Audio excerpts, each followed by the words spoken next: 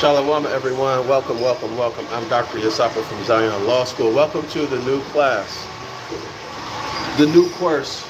I'm gonna attempt to do something that I have not done in the past, and we're going to go through 3 books simultaneously. And I'll tell you. I wasn't able to decide which book to use for the class, so I decided to do all 3. And if they don't work out, I'll end this class and start a new one when I find a better book. Okay, so the limitation. So these are the 3 books. So the limitations. The books don't present, for my satisfaction, enough etymology, but they're loaded with astronomy, astrology, and history. They're loaded with that, but not enough. Maybe my standard is too high. My standard is the devil's pulpit. But the good news is that if you guys support my project to write the book of the law in Ancient Ibaryath and modern English, restoring all of the astronomy, astrology, the Hermetic Laws, constitutional law principles, etc. If y'all support that project,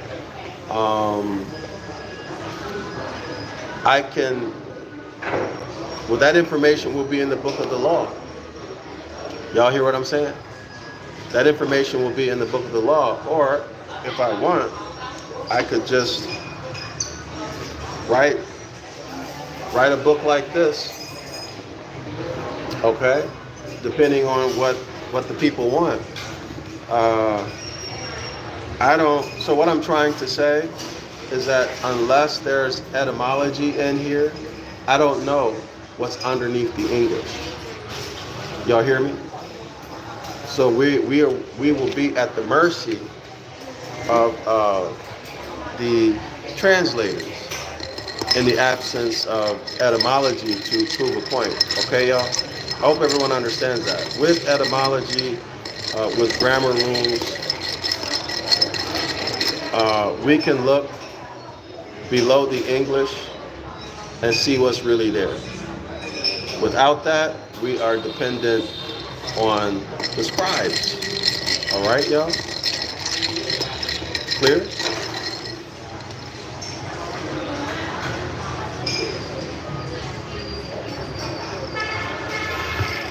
And what else comes into that? We're also at the mercy of the author, because we don't know for sure if he's telling us the truth. That's the beautiful thing about linguistics. You can look at the text, at the original text, and it is or it ain't. Right? It is or it ain't. It's black and white. But anyway, let's make it do what it do, see how it goes. All right, y'all. So the 3 books that I have chosen, you've seen in the title. The Witness of the Stars by E.W. Billinger. I'm going to put these either in the description area of the video, y'all, or I'll put the links in a community post. I don't know if I have enough space in the description area of the video.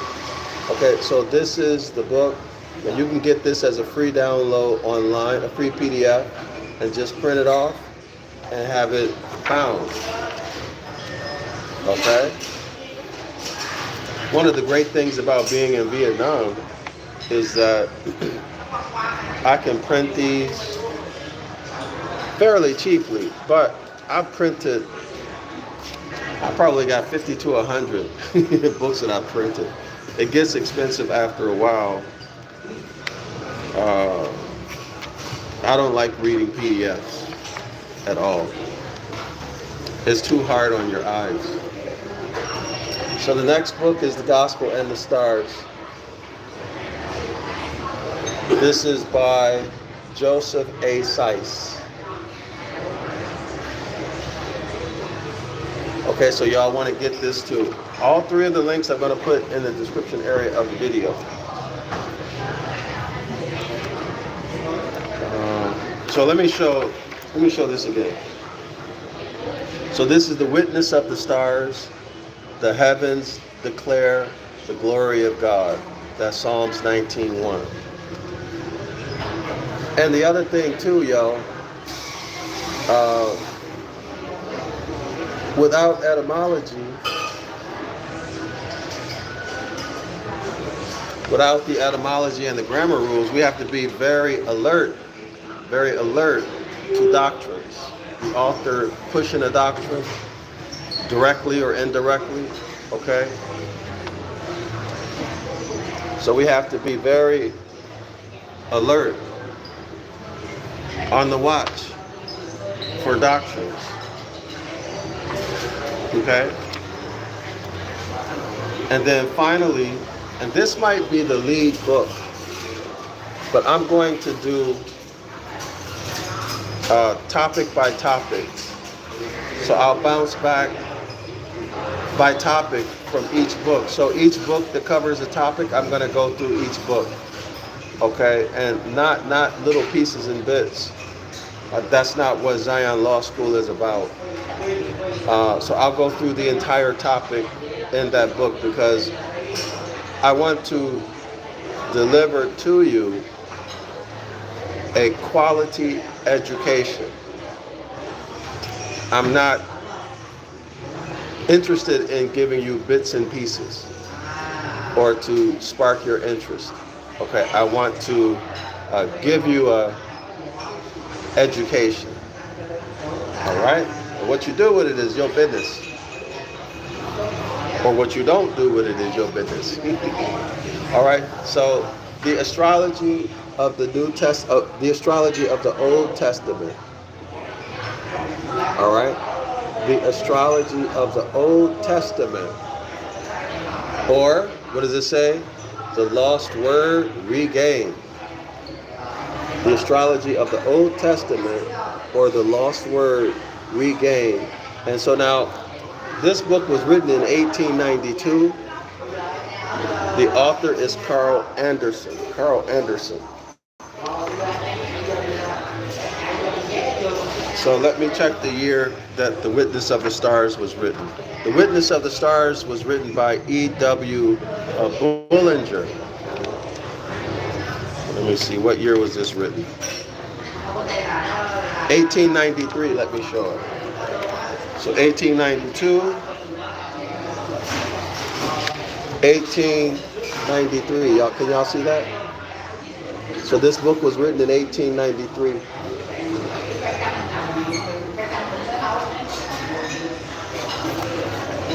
And the Gospel in the Stars by Joseph Seiss, was written in 1882. It says originally published as The Gospel in the Stars or Primeval Astronomy, 1882. E. Claxton and Company, Philadelphia, Pennsylvania. Now that's very interesting that it was written in Philadelphia, Pennsylvania in 1882. That's very interesting.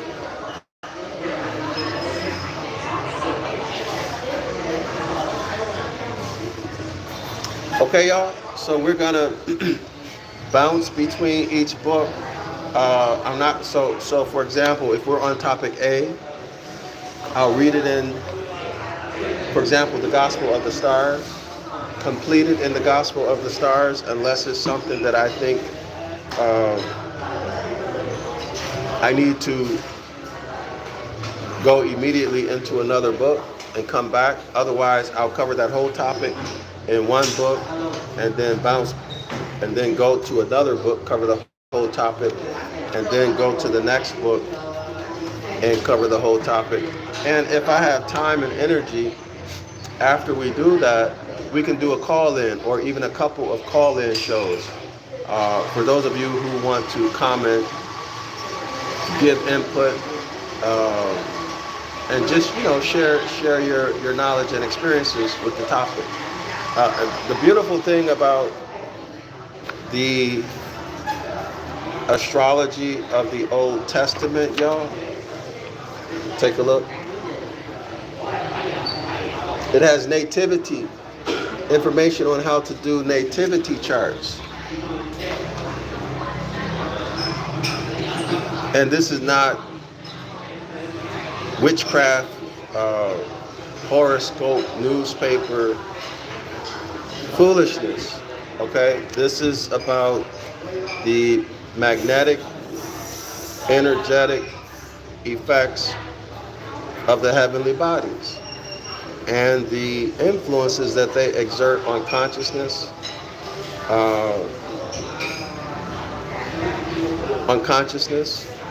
and on natural phenomena. All right, so that's what it's about. If you want to say electromagnetism, electrochemical magnetism, other natural forces, if you want to say that that's witchcraft and all of that, then I'd have to say that's ridiculous, right? Turn off your cell phone, turn off your Wi-Fi, turn off all of your electrical devices, and even self-expire. Okay, because even within us we have electromagnetism happening, right? So don't be stupid, and don't allow yourself to be manipulated by these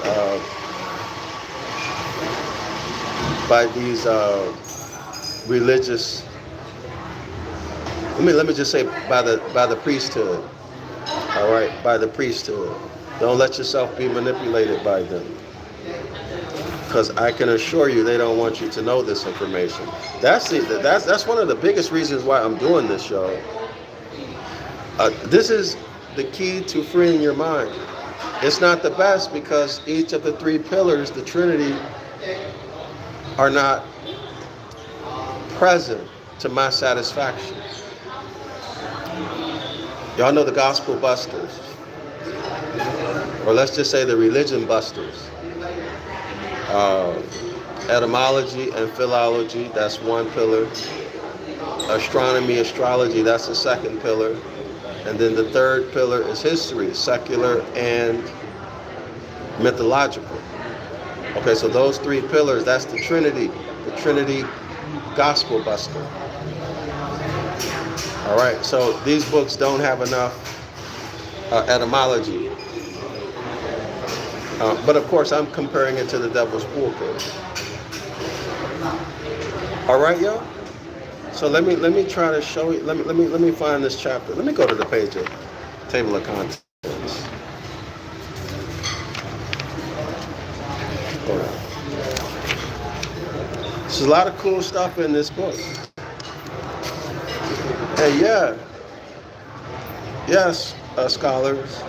Learning is cool. Nativities. Yes, page 240. Nativities. Okay, so nativities, birth charts.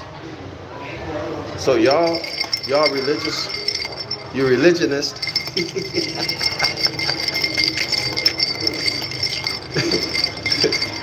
Birth charts are not witchcraft. It's not calling on devils and demons. It's an examination and investigation of the electromagnetic influences that the heavenly bodies exert over consciousness and natural phenomena. Period. You go outside, let's say you go outside, let's say you go to the beach. Put your towel out, you got on your swimsuit, bathing suit, and you lay there. And then after about an hour, 2 hours, you have a suntan. Well, how did that suntan happen? No, the sun did not cook you. No, the sun rays activated your melanin. And so now, if you, your melanin began to spread out, it began to spread out. And when your melanin spreads out, your complexion becomes darker. So the melanin is activated by the sunlight. And you mean to tell me that that's witchcraft? That's demonism?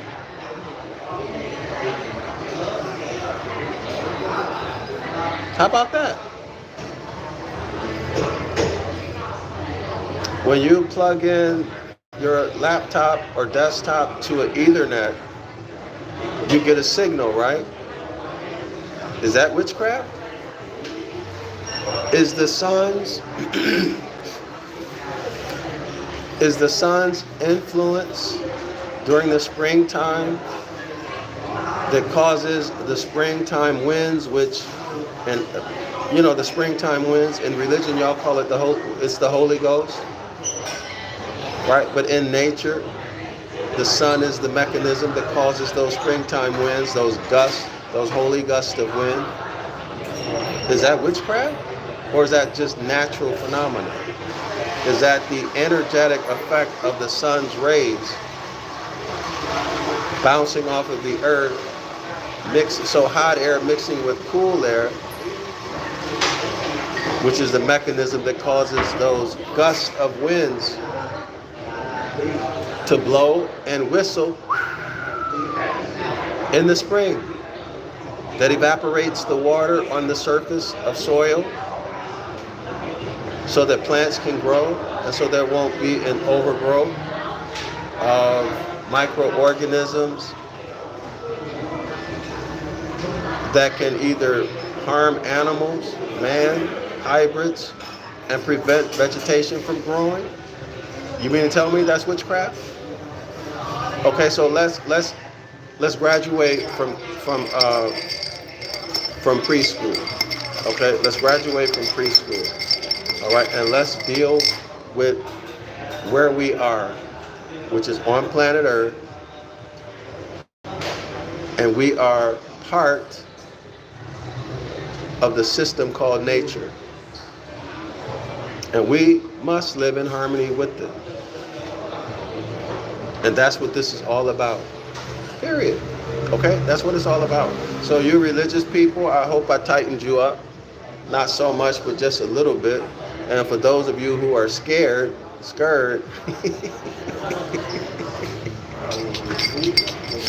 I hope I gave you some relief.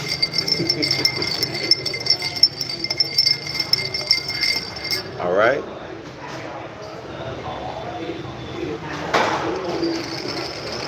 So I got my usual black cafe with pure honey.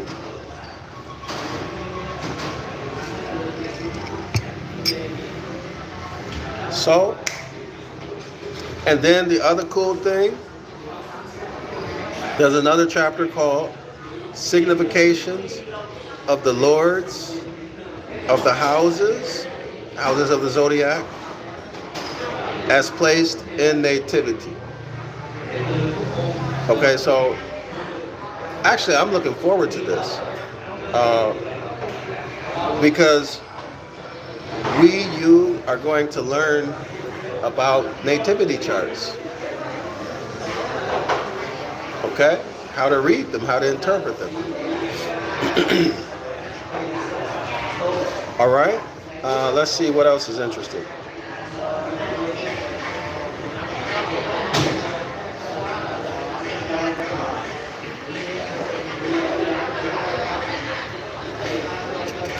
I'm gonna let that go at that. All right, y'all. So the thing is where do I start? That's what I've been struggling with. Where should I start? A good place to start is always chapter 1. Right? A good place to start is chapter 1. Give me a second, y'all.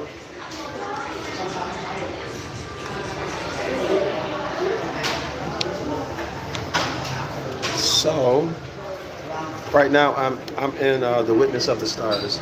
Give me a second, okay? This is an introductory course, a class right now, but we're going to get into it. But just give me a second. Now, the Witness of the Stars presents each zodiac sign. Okay, each zodiac sign. And the stories that go with it, okay? And it starts off with Capricorn, the fish goat. Now that's interesting that it should start off with Capricorn. Maybe it's starting off with Capricorn because that's the winter solstice. And of course, the sun at the end of December 24th, the very beginning of December 25th, the sun changes directions and springs northward. So maybe that's why he starts off with Capricorn. All right. So he explains, if y'all remember, he explains the arrow, the eagle, and the dolphin. So the arrow that God sent forth, the eagle, the smitten one falling, right? Christ falling. Okay, Christ being crucified. He was smitten first and then crucified, as were all the solar deities. And then the dolphin, the dead one, rising again, right? He was resurrected. Okay, the S-U-N Son becomes our risen Savior, right? When you decide you want to stop being a dirty, rotten dog and a no-good bastard, and you decide to change your evil, wicked ways, and you have the behavior to demonstrate it. Now what? The Son, the S-O-N, who is actually the S-U-N, who is actually the S-O-L, the soul in Latin, who the Catholics came along and slapped the U in there, who is the S-O-U-L now. Okay, so when you repent, you resurrect yourself. You resurrect yourself. Okay, so you're your own savior. Now,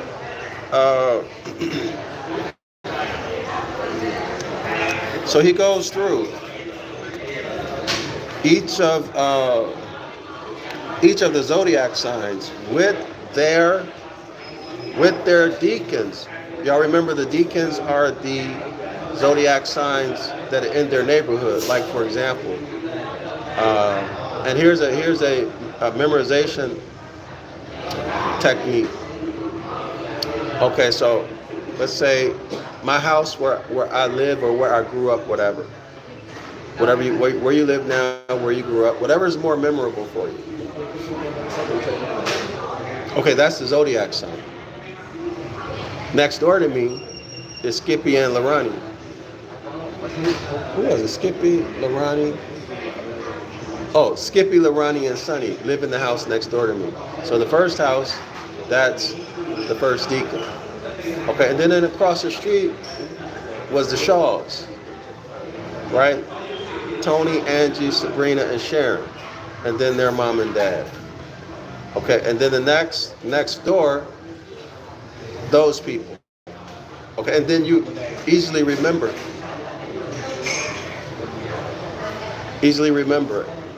Okay, and then for the next one, for each zodiac sign, you can say, okay, my grandmother's house is so-and-so. You just make associations. Who lived next door or who lived in that neighborhood?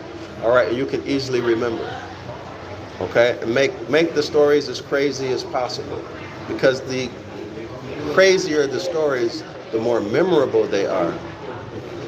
All right, the crazier the stories, the more memorable they are. And the whole idea is to be able to remember.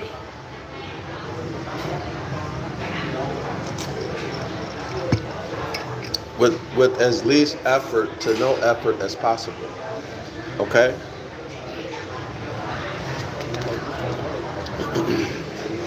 So, and then that's how we're going to go through this one. So this book is organized very well. I like the way the book is organized. For example, Leo the lion. So Hydra the serpent, that's one constellation, that's one deacon. The crater, the cup, that's the second constellation, which is or second deacon. And then Corvus, the crow or raven. All right, now these are going to be mentioned. These are going to be mentioned in the other books. All right? They're going to be mentioned in the other books. And then we'll go through them. Clear? Clear? Now y'all ain't paid nothing. So don't complain about it's too much reading or too much of this and too little of that. Okay?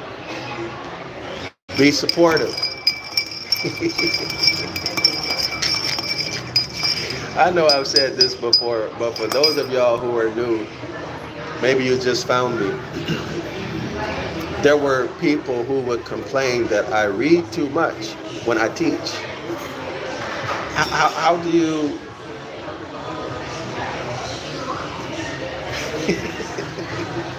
Now y'all know if when I teach, I'm dealing with etymology and grammar rules. And I don't leave it for people to say, oh, that's not what it says, because I always show it, right? I let you see it and I read it, period, okay? That's my style. And I'm not changing it.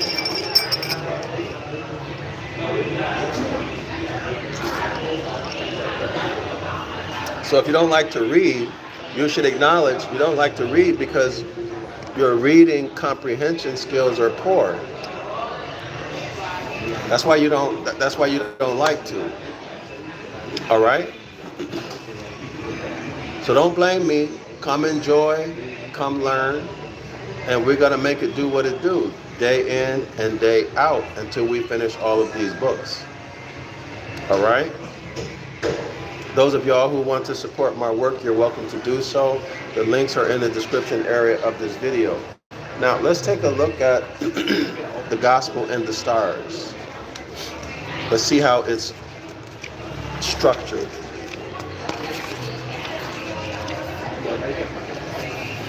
Now, right off the nipple, I don't like this book.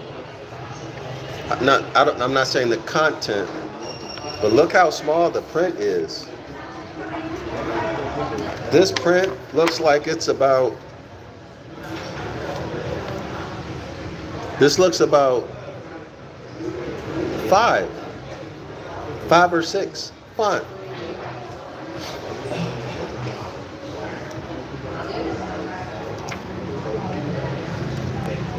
So I don't like this because this is going to be very tiring on the eyes.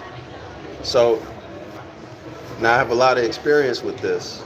So when you go from very small font like this, this is about the size of the font in the Strong's Lexicon.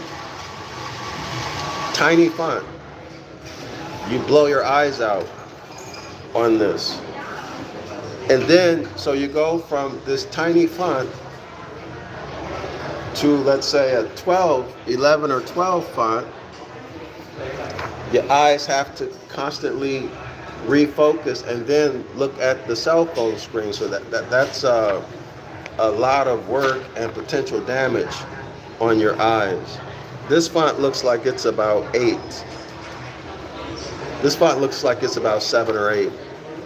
Okay, so y'all know your eyes, well, I don't need to go into that, but it is what it is, y'all. So, but we're gonna make the best out of it, okay? I'm almost tempted to have this reprinted, see if I can get each page increased by 10 or 15% and still keep it on the page. I don't know if it'll be legible. Oh well. Anyway, we're gonna make it do what it do, y'all. So let me look at how this is organized.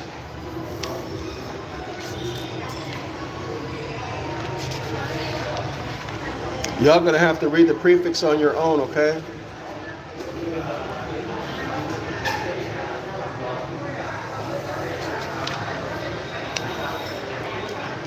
Yeah, after you read through a little bit of this, you're burned out.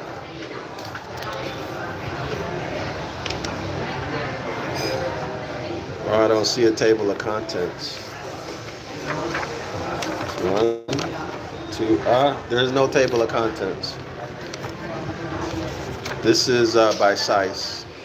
The Gospel and the Stars by Seiss, no table of contents. So the first chapter is the starry worlds.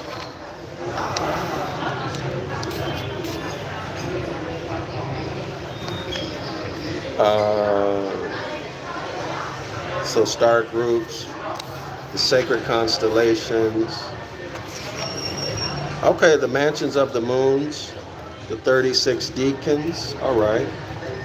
So the 36 deacons, remember each zodiac sign has 3 constellations next door to them. 12 zodiac signs. The deacons of Taurus. Okay, so he looks to be organized similarly. The desire of nations. All right, let's see. Ethnic myths. Virgo. Okay, so it looks like he's following somewhat similar.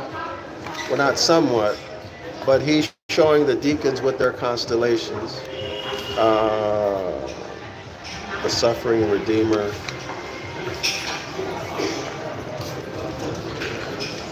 Libra, the scales, the Saturn. Okay, all right. Yeah, so we should be able to do this quite easily. All right. So we should be able to do this quite easily. Doesn't look like it's going to be confusing. All right. Whew. So, which book should we start with? How about the astrology of the Old Testament? And the other reason why I chose to do the astrology of the Old Testament is because we went on real heavy on the New Testament, right? For at least 1 or 2 years. But now let's focus on the Old Testament. And you're going to see evidence of astrology in the Old Testament, which is another reason why I'm wanting to do this project for our people, for our nation, our empire. So everyone can see that there is astrology, and let me rephrase that. The true religion is astrology. So you need to go look up religion to understand what that means. Okay, scholars? For those of you who don't know, you need to look up the etymological meaning of religion. All right? So this return to the Most High is a return to nature. Is a return to nature and the instructions that our ancient foremothers and forefathers left for us as an inheritance. As an inheritance. And the great signs that not only show seasons so that you can manage your day-to-day life, but that also provide a map for you to navigate from one place, from one city to another city, from one continent to another continent. so on and so forth. All right? Anyway, let's get into it.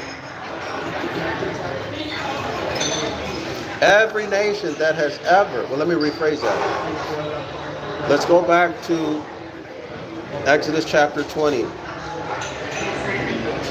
All right? What in religion y'all call the Ten Commandments. The instruction is don't bring another God, don't bring a external God, external deity. Don't bring an authority that you bow down to and that you respect more than yourself before my face. See, the one thing that we have complete, and as Napoleon Hill says, and complete and unchallengeable control over, is the power of us to think our own thoughts.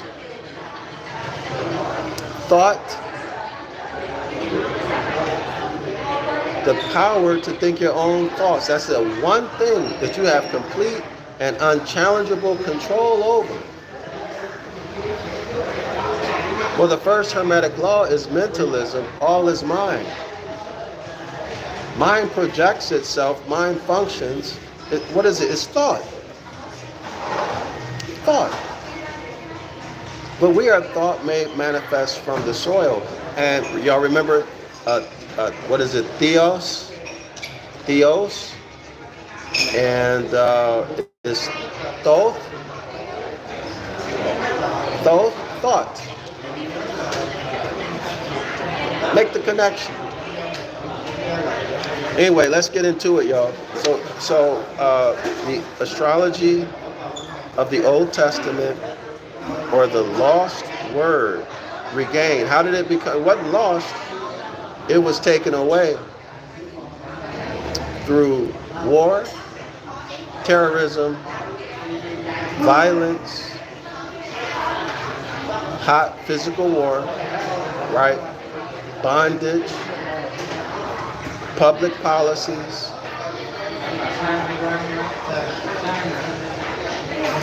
and re-educational programs called Christianity and other types of religious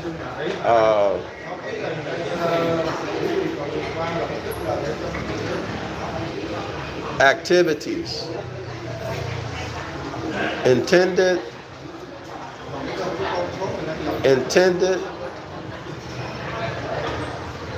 to demonize autochthonous Moors' heritage, separate them from natural law. So it wasn't lost. Okay, it was taken away. Okay, so here we are. The author is Carl Anderson. So let's take a look, y'all. There's a graph. I wish it was better. This looks like, yeah, it is. This is the zodiac of Denderak. Symbols, hold on.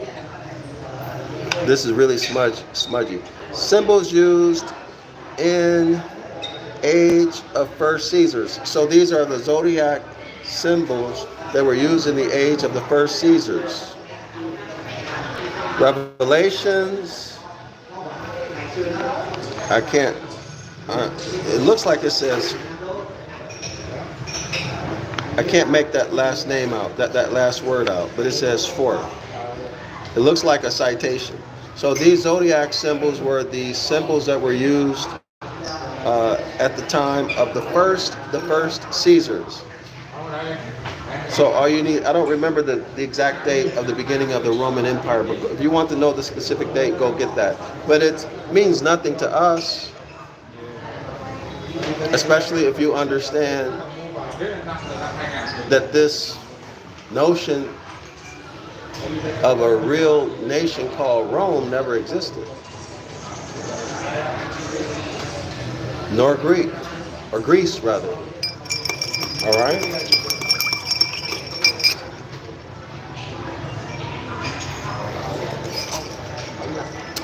And what would they, assuming that they are, let's go with the story. Let's assume that they are classified as Caucasian in today's world. Where would they get any knowledge from? They didn't know anything. And like Dr. Clark said, they didn't even, we were in, we had how many dynasties, y'all? I don't remember. How many golden ages had we had? Just even starting from 10,000. I don't remember.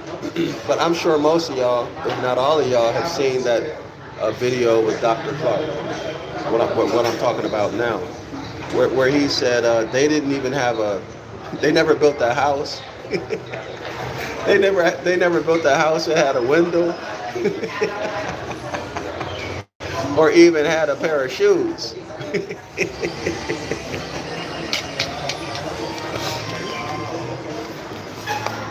Okay?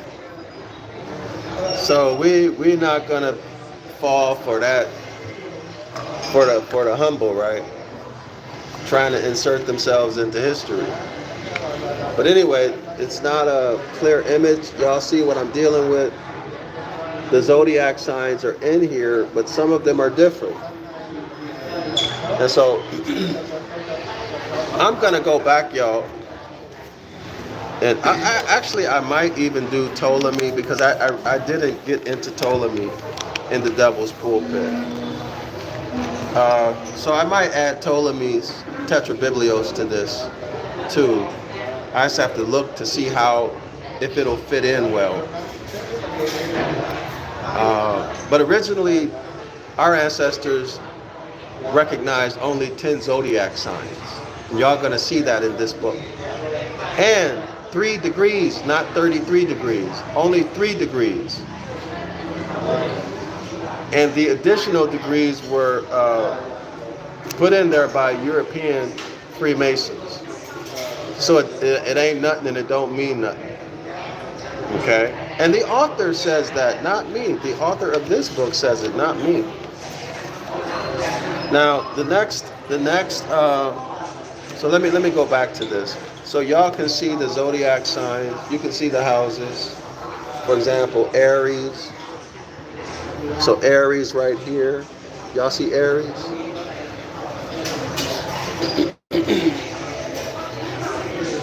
And you draw a straight line across, you'll see Libra.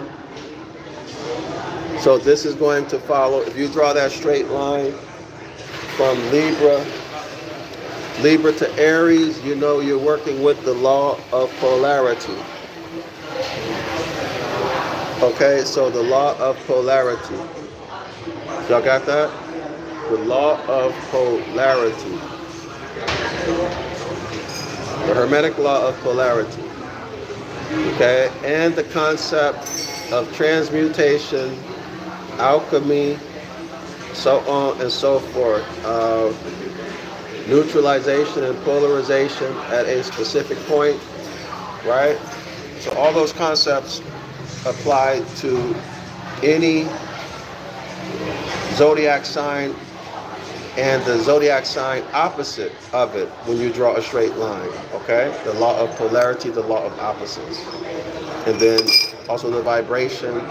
So all of those Hermetic law principles and concepts apply.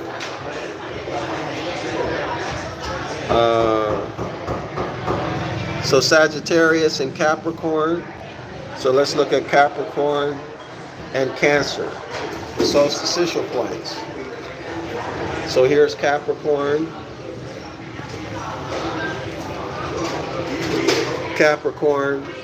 and then where's Cancer? Cancer. So you draw that same line, and again we get the Hermetic law of opposites, polarity. Hence, Christ is the S-U-N Sun. The Sun takes on the title of Christ on June 21, 22, which is the summer solstice. The summer is at its highest point. in the northern part of space, exact at the extreme opposite end of that line. The sun is at its lowest point in the southern part of space. Okay, y'all? And Christ, well, the S-U-N sun is now called the devil because evil happens in the dark.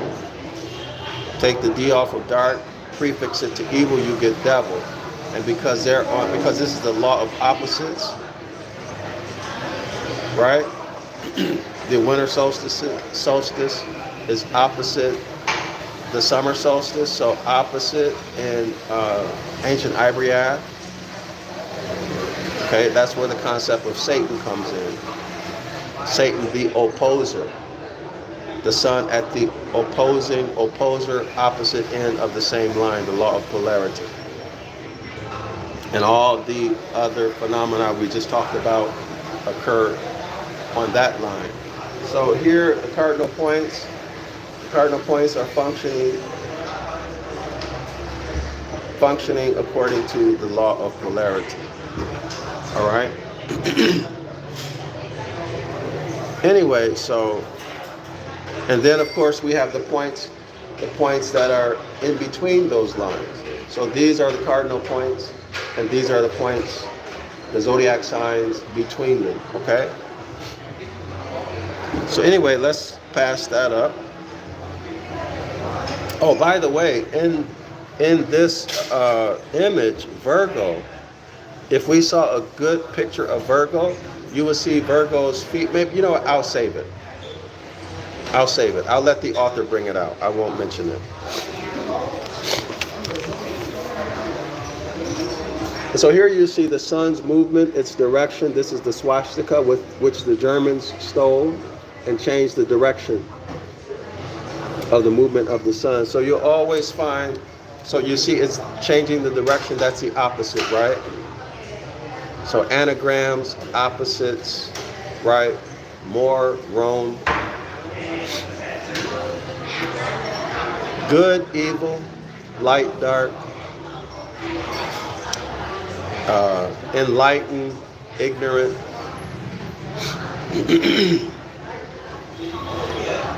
And so here y'all see the sun in the center.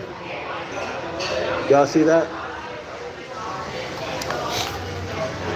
But we'll go through this a little bit later. And you also see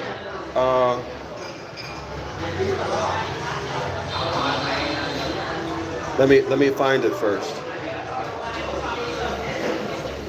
So there are 1, 2, 3, 4 pyramids,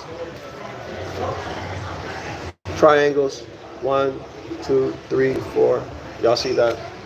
And there are also, look at the dotted lines, and you'll see, can y'all see these dotted lines? It's kind of hard for me to show it from the back. So here's a dotted line here. Take a look. Y'all see that? Follow the dotted line and the shape that they form.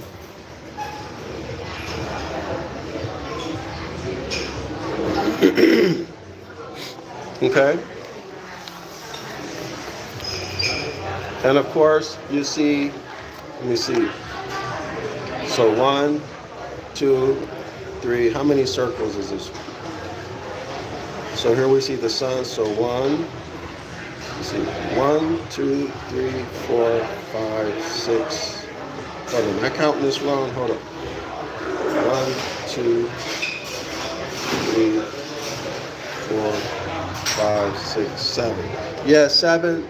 So you see, y'all see the 7 orbits? Those 7 circles?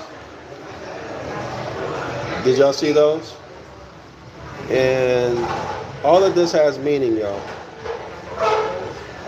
Hold on. Let me see what else I should point out. Give me 1 second.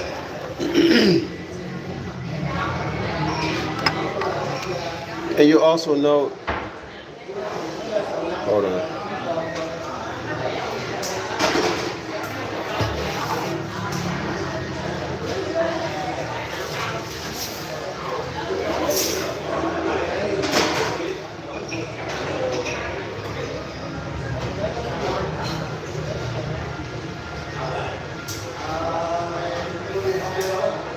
So also note the gates when you when you look in your book. Note the gates, okay? And then also the earthy. It's really hard to read this, y'all. Also the planets, the 7 planets. So there's 7 planets, 7 days of the week. Sevens, right? Universal harmony. So many things are in sevens, okay?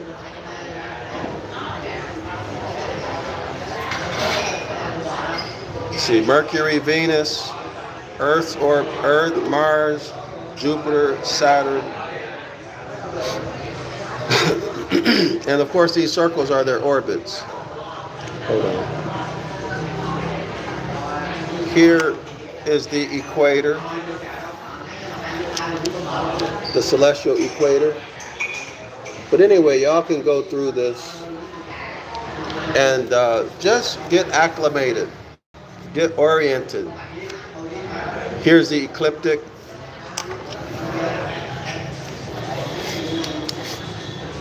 Here's the ecliptic. Okay, y'all. There's the ecliptic. Excuse me.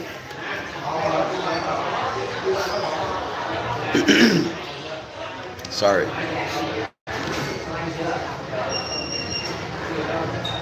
So the ecliptic, some of this, that's just so difficult to read it.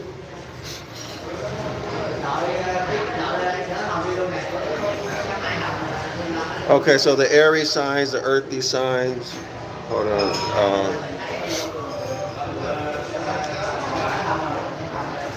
Hold on. Anyway, oh shoot. So let's move on. Let's move on.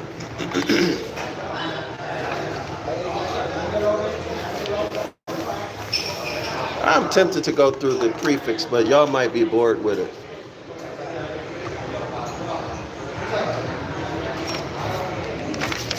Well, it's short. Let's go through it. So here's the prefix. In this volume, the author will show the meaning of the quote-unquote word, which became flesh and dwelt among men. So that's an encoded, according to this author, that is an encoded verse. And explain the enigmas and analogies of the Old and New Testaments, proving conclusively by the Bible that astrology is that word. And the word which became flesh and dwelt among men, that word is astrology, according to the author. Okay? Now, we need to be on the lookout, watch out for his categories of evidence to prove it. I'm hopeful he'll have the etymology to back up or support what he says. Let's continue. And written from the beginning, the meaning of the miracles of the teacher, this is JC, the Christ figure, his birth and death, the city of New Jerusalem, and the ordination of Freemasonry. Let me repeat that.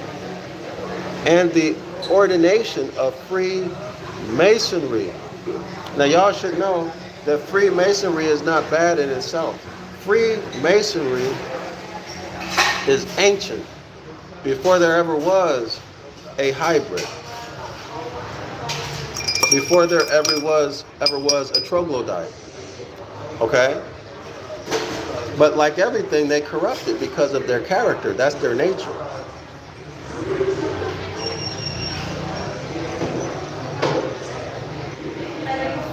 And why is it their nature? Because of their genome and their frequency of consciousness. Okay? Chimpanzees are territorial. They want to dominate.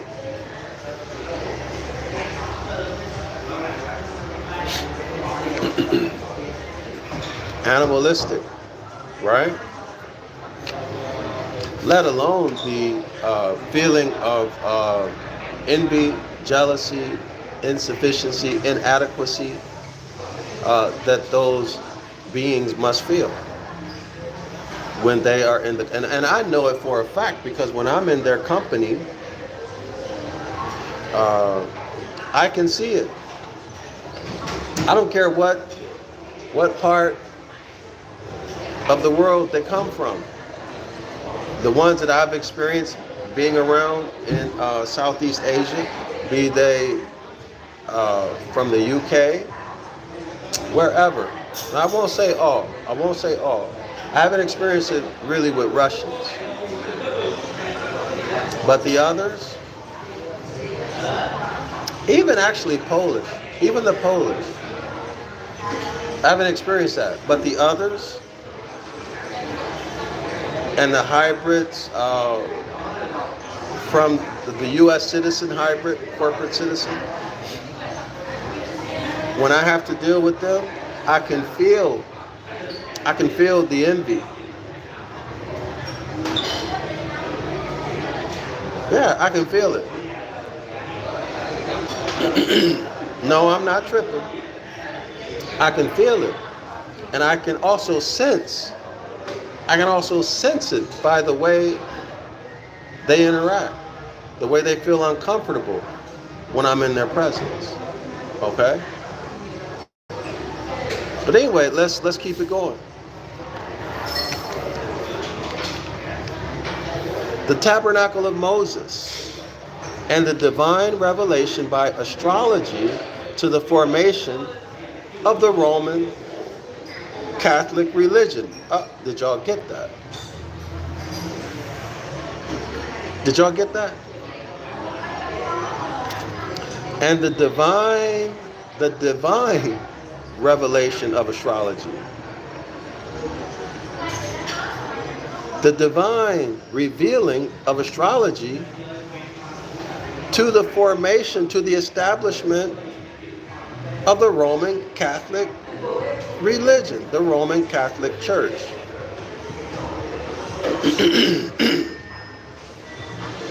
Okay, Rome, more.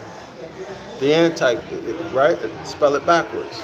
M-O-R-E-M-O-R-R-O-M-R-O-M-E, Rome.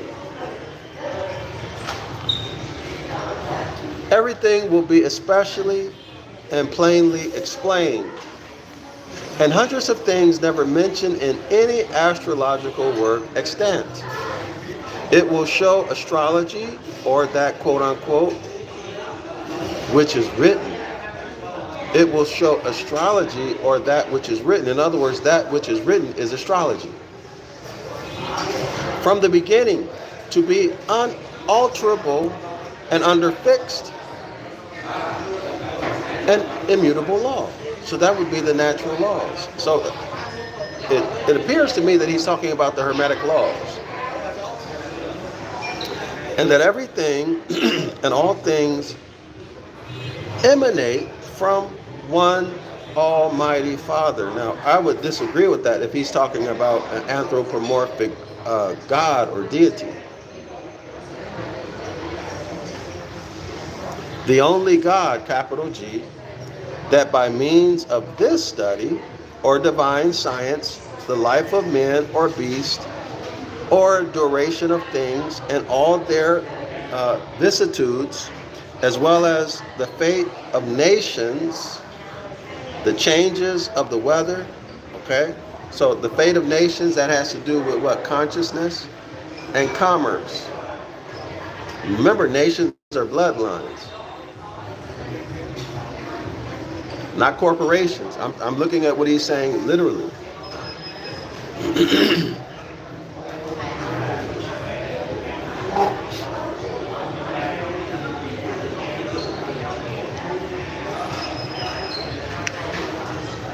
So consciousness, commerce, right? Commerce. Where else? Where are we?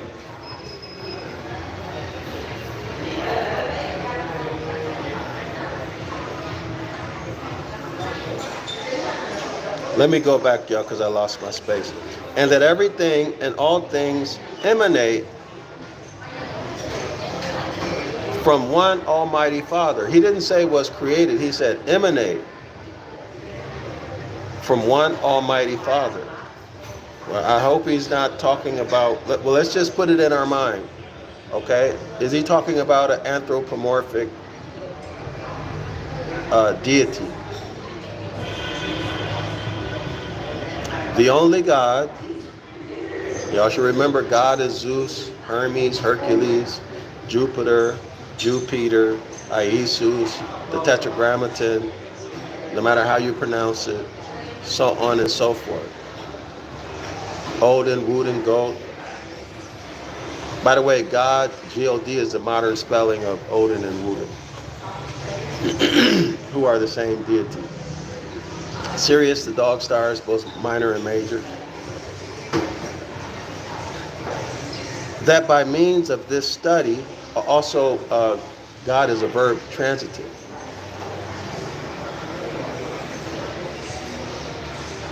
That by means of this study, that by means of the content in this book or divine science, so the content is divine science, the life of men or beast or duration of things and all their vicissitudes, as well as the fate of nations' consciousness, right? Also what? The constant, never-ending cycle of rebirth, the ongoing next generation, maturity, and then the decline,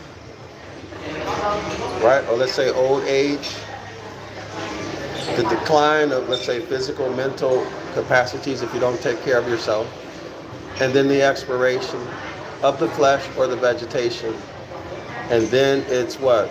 It's breakdown or decomposition,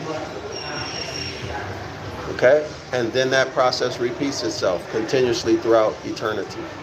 This is what the author is talking about in terms of natural phenomena. Nothing and nobody escapes that. The changes of the weather, the rise and fall of stocks,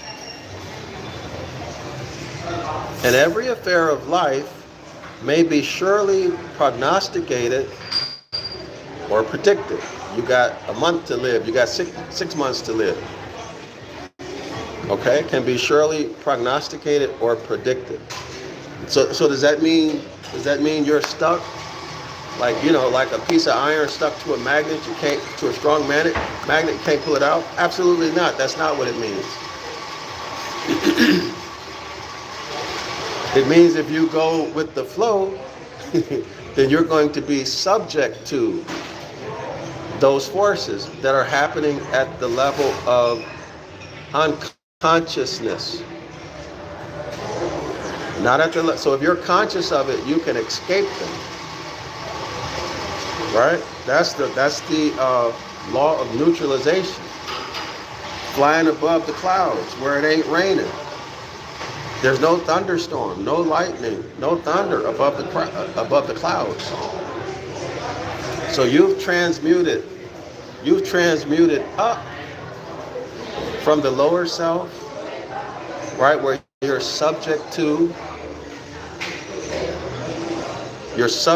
those unconscious forces or unseen forces that are coming from nature, coming from the cosmos, coming from whichever zodiac sign, and the magnetic effect as it has to do with your nativity, so the law, cause and effect, so on and so forth. But when you become an alchemist, you resurrect yourself, right? You transmute from lower self, you transmute all the way up. Because remember, from the Christ, the higher self, to the devil, Satan, the lower self, it's the same essence, the same line. All you need to do is become an alchemist, right, and transmute. Change your behavior, not change Not change base metal or iron to gold, but change your behavior, change your character. And you transmute, transport yourself up, okay? Resurrect yourself. And then you polarize. You can polarize anywhere you want along this line. Okay, this is the law of what? Habit, or cosmic habit force, as Napoleon Hill calls it. Law of cosmic habit. You can polarize in the lower self. Most people are. But you can transmute up as an alchemist. You can polarize in the higher self as the Christ. Right? When you become enlightened. As you transmute up.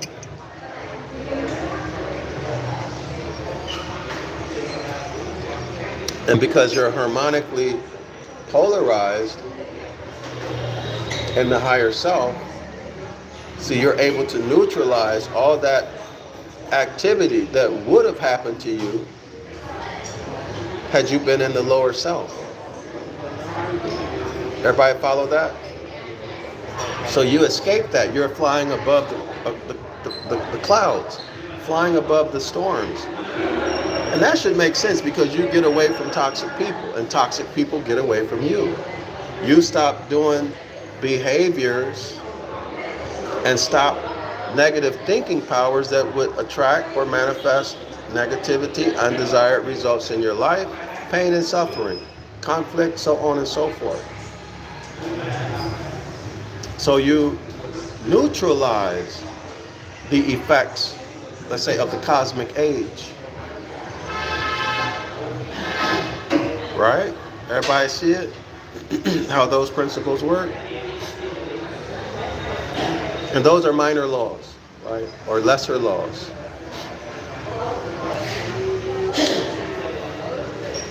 The major laws being the 7 Hermetic Laws. All right.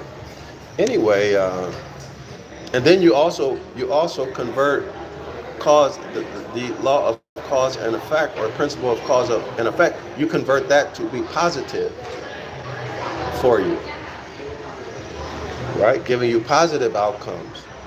So that's the alchemy. Where are we? Okay, so it proves, this book, the content in this book, proves all prophecy to be astrology. So that means all of the prophets, all of that is astrology.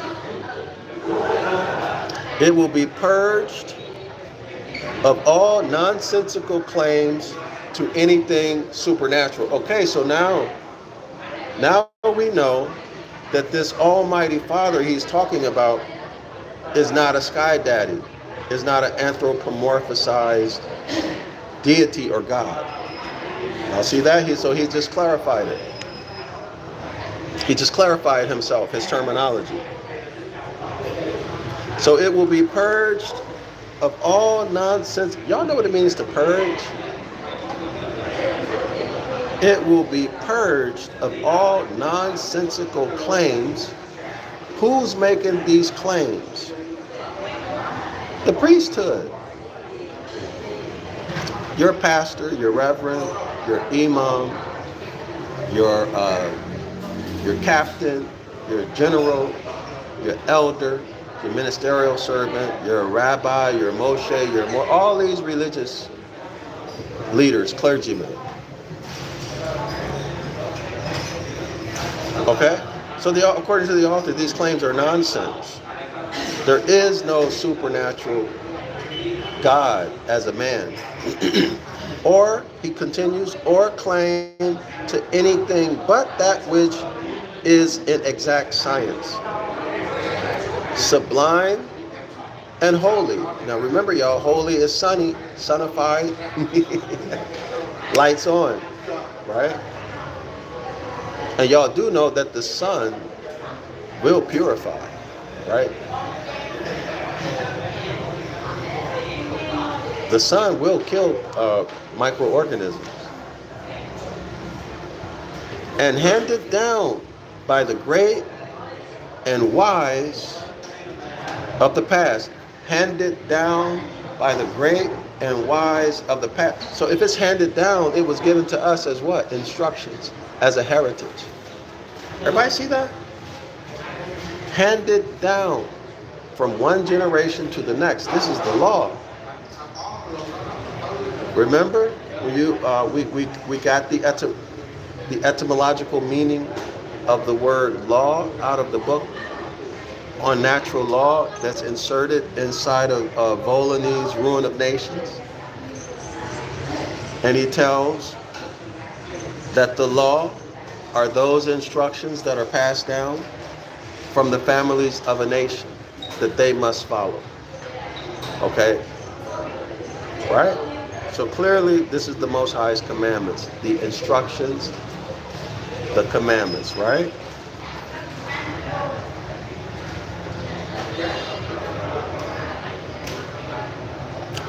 Also, I like how it says sublime and holy, sunny, light, enlightenment. The instructions will enlighten you. Well, what's the enlightenment? Hey, get the hell out of religion, return to nature, and live harmonically with nature. That's what following the Most High's instructions really are.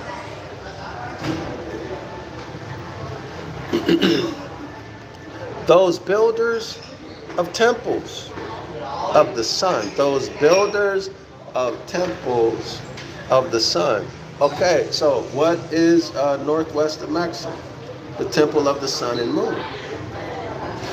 Those builders of the temples of the sun, the S-U-N sun, or universe, until in its old age, its ashes are buried in Roman Catholicism. Y'all remember when Dr. Clark talked about the decline of ancient Egypt? How many golden ages we had? How many dynasties that there were? Right? And then we were on the decline and we were conquered. Y'all remember that? This is what the author is talking about.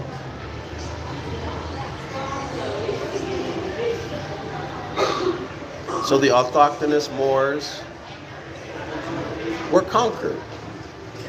And these divine, sublime, holy, sonified instructions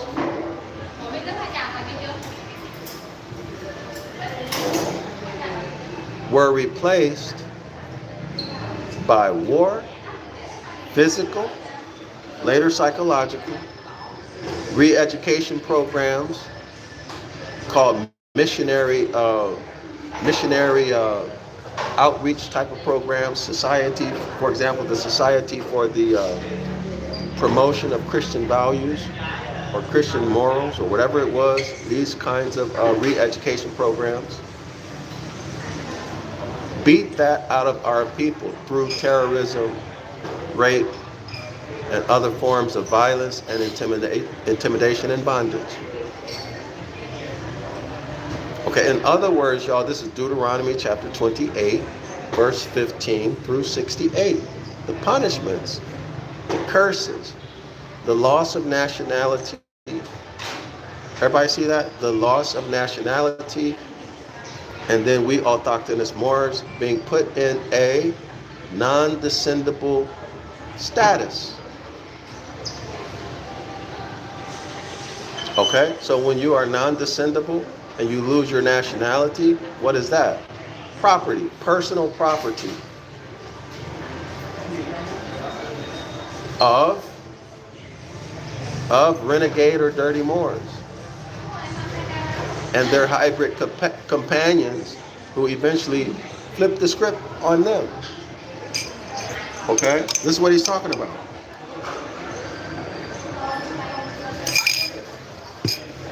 So natural law, these sublime and holy instructions, natural law, the Most High's laws, the Most High's commandments, was replaced by the Roman Catholic Church with religion. So the concrete paradigm was replaced with the abstract paradigm. In other words, we didn't fall. Well, let me just use the word. We fell into, or we went into the curses. We went into the curses, where we remain to this day. Okay?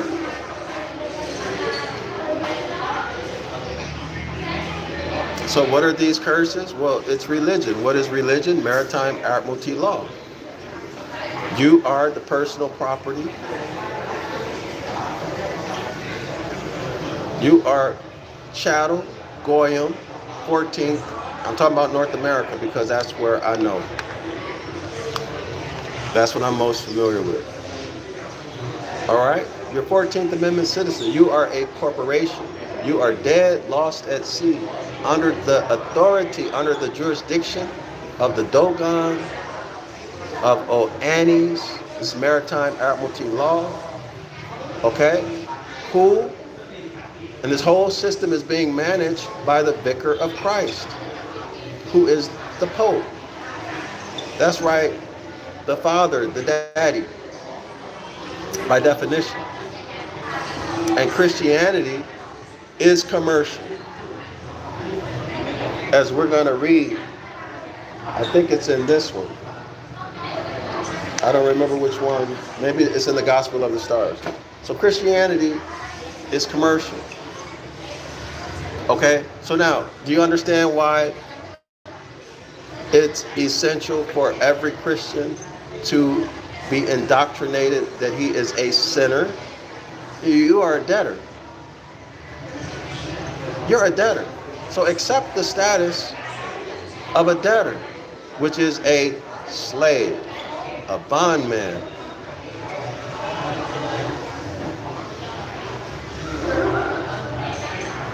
Let's continue. But yet burn in Freemasonry. Let me go back. Until its old age, its ashes are buried in Roman Catholicism. And y'all know that the Roman Catholics at the upper echelon, they're practicing astrology, undercover astrology. But yet burn in Freemasonry, symbolic of two opposing forces, the positive and the negative, the masculine and the feminine, etc. Heat and cold, the sun, sun and Saturn, or good and evil.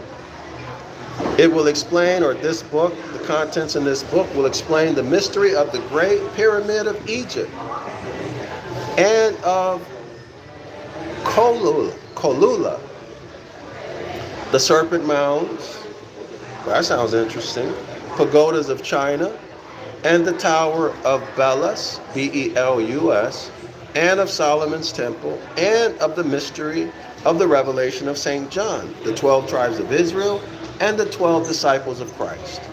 It will also give every meaning, natural and esoteric, of the 12 signs of the zodiac. Okay, so both natural and esoteric. The mystery of the Trinity or Trine, this is going to tell you that, give you those answers, what it means. That the planetary system under the immutable law of Almighty God are, quote unquote, his ministers of flaming fire. Y'all see that? The planetary system under the immutable laws of God, under the natural laws, are, quote unquote, his ministers of a flaming fire. So suns are fire, right? And that, quote unquote, their lines, these lines are magnetic rays. For example, y'all, go on YouTube, type in magnetism or iron filings and magnets. Okay? And then you'll see how the magnet, its energy actually emanates as rays. Okay? Their lines, magnetic rays, have gone out through all the earth, and their words unto the end of it. Y'all got that? So the planetary system emits these magnetic rays, and it goes everywhere. Okay? Everywhere. There's no place that it doesn't go. This is what it's talking about. And that by their movements, the planetary system, and aspects to each other, and especially the moon, every incident of the dwellers upon the earth may be known, and that no deviation is possible, and that even though the sun is the grand ruler under God, capital G-O-D, of our solar system, so the S-U-N sun is the grand ruler of our solar system under capital G-O-D, and endows his ministers with power, yet is their glory not as his glory, neither is his glory, so the glory is the light, the shine, like the glory or the shine of the Father, round which not only our sun, but every fixed star must circle. In this work will be explained how to read and judge accurately one's nativity. That's what I showed y'all earlier. So we're going to learn how to read and judge or analyze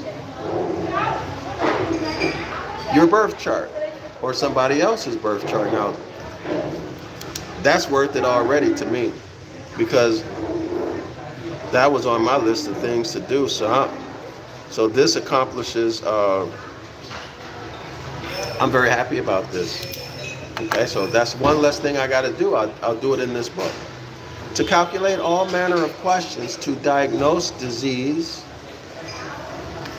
to tell a person of the composition of his business, to know about what best to pursue, and where best to seek either wealth, health, or fortune.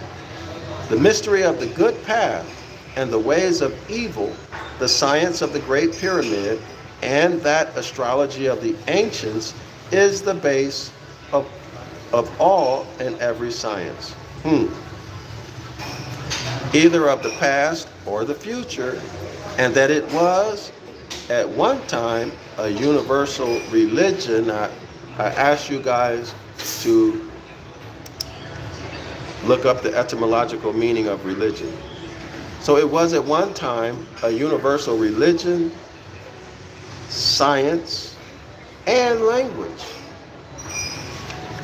Well, science is language, right? For those of you who study science, you know that it's a language. Even if you study law, that's a whole language, okay? Actually, all of the professions, they have their own language. The remnants of the sign language still held by the Masonic bodies. So the Freemasons or the secret societies still have, he says, the remnants. So they don't have it all. So the remnants of the sign language still held by Masonic bodies, to whom it is, quote unquote, shining in the darkness, and the darkness comprehending it not. Let me repeat that. The remnants of the sign language still held by Masonic bodies, to whom it is as, quote unquote, shining in the darkness. So they are dark, right? They are darkness. They are dark, ignorant of a. Let me rephrase that. Let's not use. Well, let's just say ignorant. They are inconsistent, out of harmony with nature. So you can't be more dumb than that. And the darkness that is they not comprehending, or they, let me repeat that. Shining in the darkness, so they are in, the Freemasons, the hybrids, they're in possession of it. So it's shining in the darkness. So we're talking about hybrids, whose temperament, whose nature, character is out of harmony with nature. So shining in the darkness.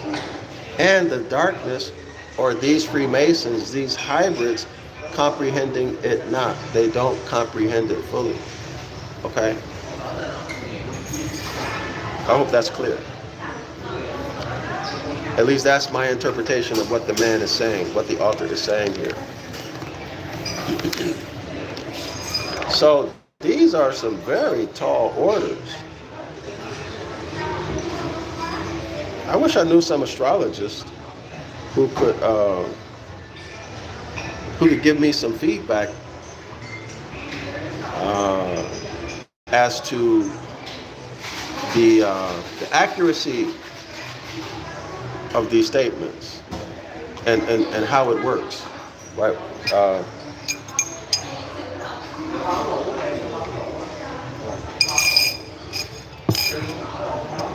Somebody who can come in and co-sign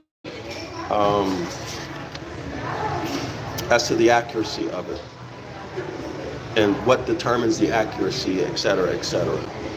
So if you are someone who can do that, reach out to me, Yasapa at Zion Law School, or put your email in the description area in the chat. My email is Yasapa at Zion Law School, YASAPA at Zion Law School. And by the way, y'all know Zion is the starry heavens, right?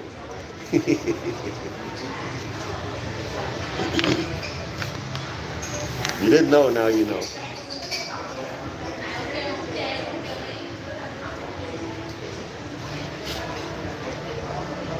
The entire work, the content in this book in its entirety, will be devoted to the elucidation of astrology as practiced by the ancient people. Now,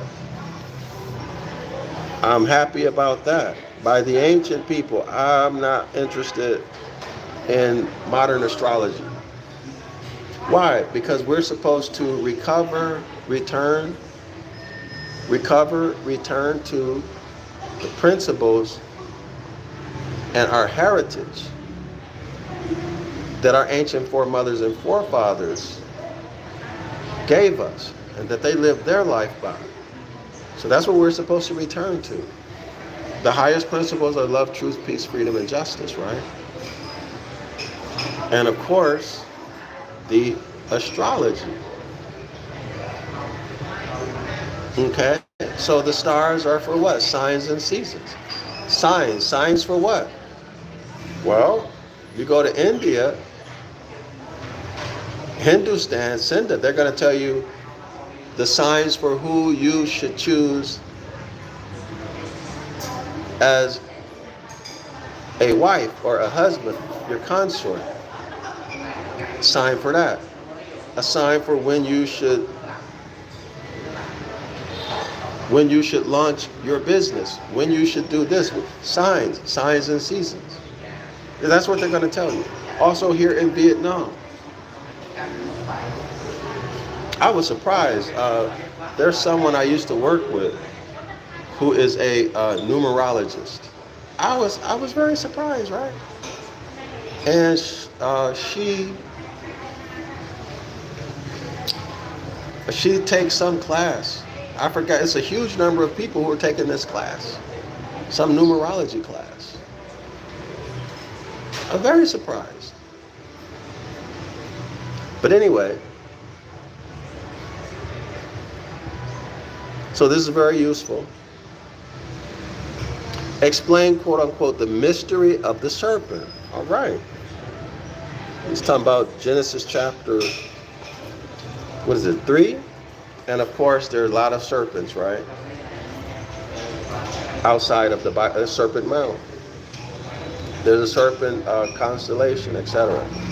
So as to enable one, if so desired, to do as the teacher did, when ascending, if the woman should be adjudged guilty by the Pharisees when he stopped and wrote upon the ground with his finger, i.e., cast a horoscope or horary question. So horary, if I remember correct, well, let me not say.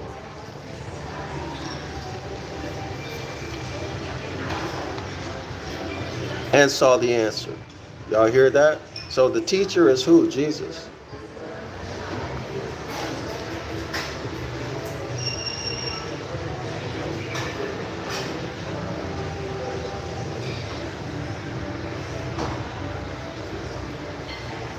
All right. So he cast a horoscope question, and that question was answered, right? That's why he did it. It will show exactly who this teacher was and why he was hung between thieves. So why was JC hung between two thieves? Well, it has astronomical meaning according to the author.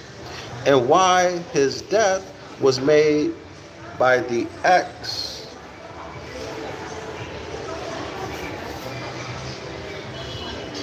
and not in any other method.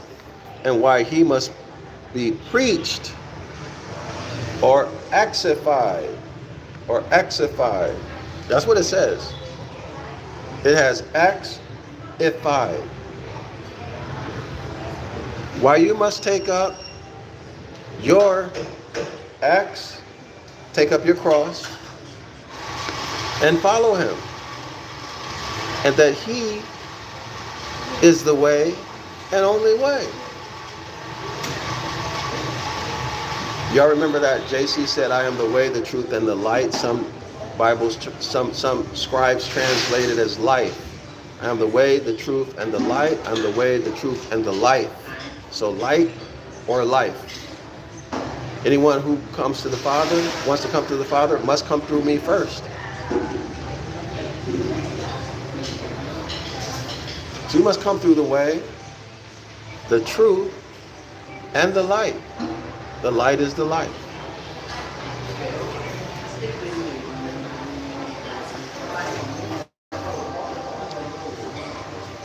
It will be diversified. Oops, no. Moreover, it will show that geometry, geo-earth, metry, measurement, geo-earth, metry, measurement. It will show that geometry is the most perfect of all sciences and the grandest of all studies. And that until one understands geometry, he or she can never become a good mathematician. So earth shapes, y'all, earth shapes, shapes that occur in nature. Shapes that occur in nature. And you know some of the most beautiful shapes that there are? You can't see them with the naked eye. Y'all go on YouTube and I don't remember what topic to study, but study vibrational shapes or something. Type in something like that. What you're gonna find is that these plates, and they put sand on the plates, and then they play sound, right? And then the sounds produce these amazing shapes, amazing, beautiful geometrical shapes. And you'll find these same shapes produced by sound, music, etc. You'll find them in the ancient temples and megalithic structures that our ancestors built.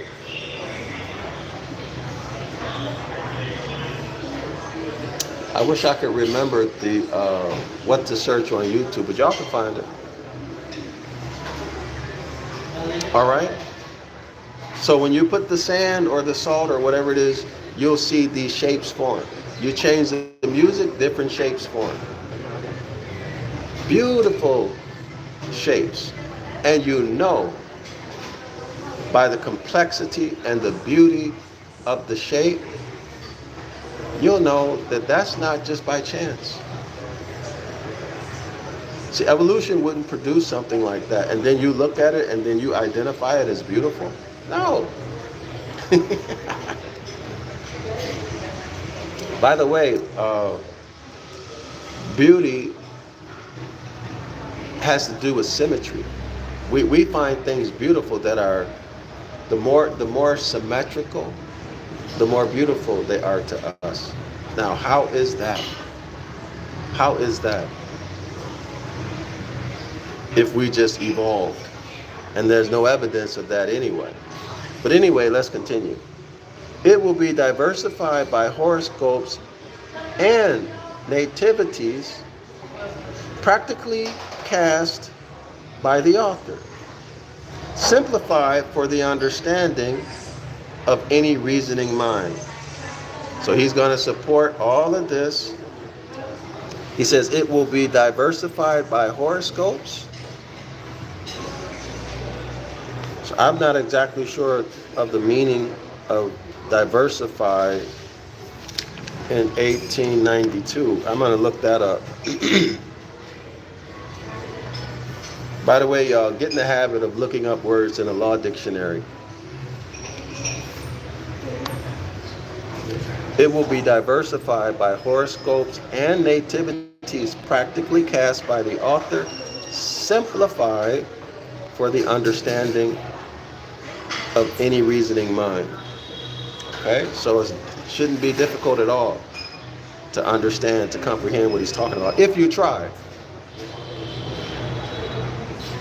By it, one becomes charitable and forgiving, elevated in thought, and expansive in intellect. Well, wait a minute, that's the exact opposite of these religious people. Religious people, from my experience, yeah, they pretend to be charitable. But these are some of the most, what I've found in my decades of experience in religion, is that they use the Bible as an excuse to be the opposite of that person they claim to follow, that historical Jesus and that tetragrammaton. Okay, they use it as an alibi. They create an alibi to be mean-spirited.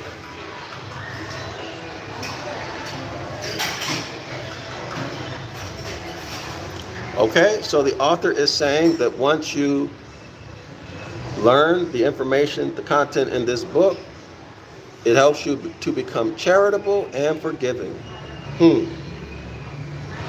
Elevated in thought, so enlightened, and expansive in intellect. Okay, these are all the things that the Bible claims, right? Let me not say the Bible, but the religionists. Join this religion, right? You're gonna get the fruitage of the Spirit and all of that stuff, and teaches us to judge not, lest we be judged. And y'all know, watch the video I did on the tree of life, or no, the tree of the knowledge of good and evil. It deals with this matter of judging. Okay, y'all know that one of the, how do I want to say this? The impact of judging on your health is severe, very severe. The impact of judging on your relationships and experiences, how you experience things, causes bad health, bad relationships, and an early death, chronic illnesses and everything. You'd be better off by not judging. That's right, you'd be better off by not judging. Accept an experience as just an experience. But this has to do with the tree of the knowledge of good and evil. Y'all watch the video that I did with that, okay? And it's all based upon the etymology. I didn't push any doctrine. Right? You can look at the information and make your own decisions.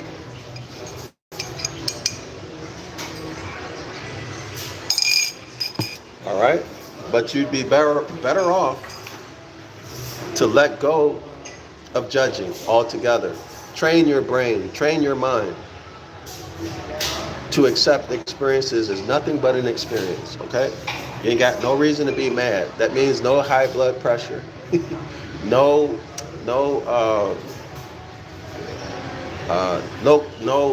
increased production of cortisol and other things that's gonna kill you or cause you aches and pains, increase your inflammation and stuff. Increase inflammation, none of that will happen. You won't get distracted from your goals. You'll be laser focused. You'll be so focused that many people will get tired of trying to tear you down. You'll wear them out. I know I've done it. I've done it. You will wear them out. Okay? They'll get tired and leave you alone.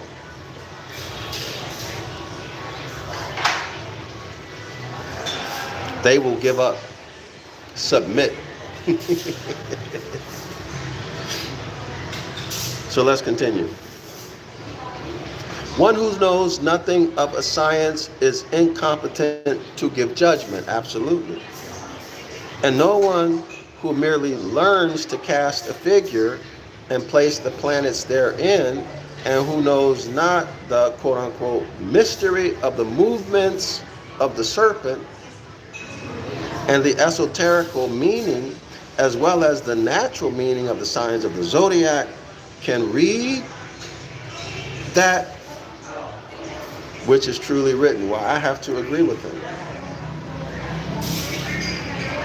No one may see God, capital G-O-D, but the pure in heart. To ministers of the Gospels, to Freemasons, to theosophical students, to all those who love truth, this volume is respectfully dedicated by one who has sought it in many places and found it only here. Fraternally, so it looks like he's a Freemason. K. Anderson. Okay, y'all? So here we have another Freemason who's spilling the beans. Okay? But remember, we need to be on the watch for religious doctrine. Okay? We're not going to give full faith and credit. You know, like we're giving out candy. Not at all. The author has to present sufficient facts and evidence beyond a reasonable doubt that give us reason to say that his information is credible. The first strike against him, now I haven't read through this whole book, but the first strike against him is that what I have gone through, I saw very little etymology.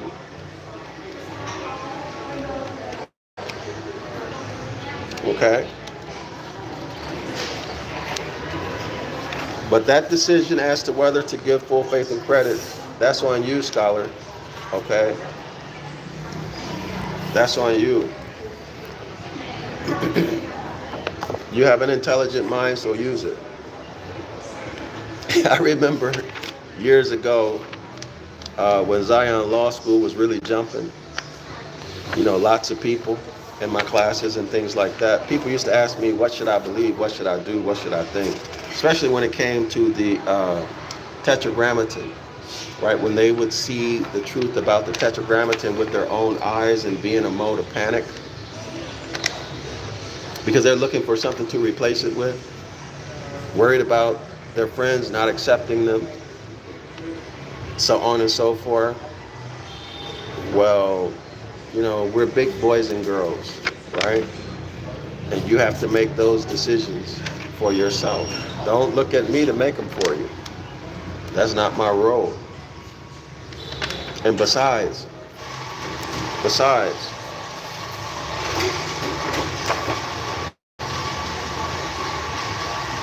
you know, what you think, you have unchallengeable control over that, so why would you give it to someone else? There's a reason why you have unchallengeable control over what you think, because that's the decision that you need to make for yourself. Okay? And then therefore, when you make it for yourself, you are accountable, and that puts you in a position of power, because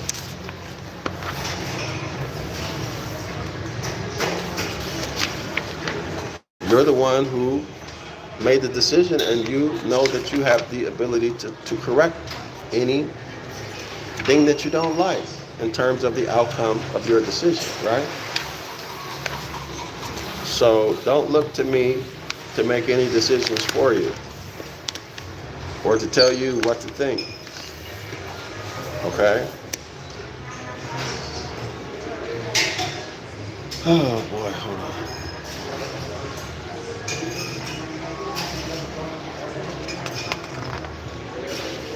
Let me see.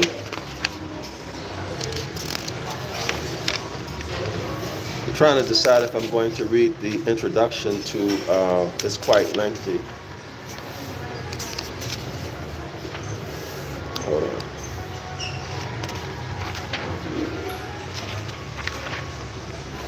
Yeah, it looks like I'm going to have to read the introduction.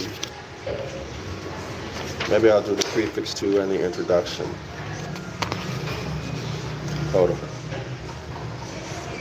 Yeah. So I'm going to have to do the introduction of the Witness of the Stars. If we don't do it, we won't get that knowledge, and we may miss something as we go through the text because we didn't go through the introduction, okay? Clear? So I might do that later on. I might do that after a couple of hours. So I haven't eaten yet, and I feel a little bit hungry.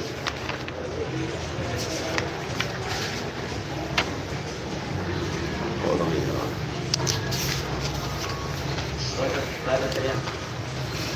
Let me see.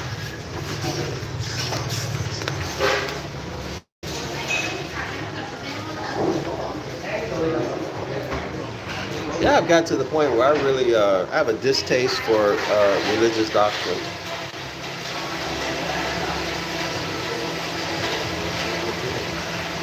Well, let's see what the first paragraph of the introduction is about. So this is The Witness of the Stars by W.E. Billinger. So the first paragraph of the introduction reads, for more than 2,500 years, the world was without a written revelation from God. The question is, did God leave himself without a witness? So my spidey senses are turned on because he's talking about God. So I don't know if he's speaking anthropomorphically or if he really believes that there's an external God. So I'm on the watch out now.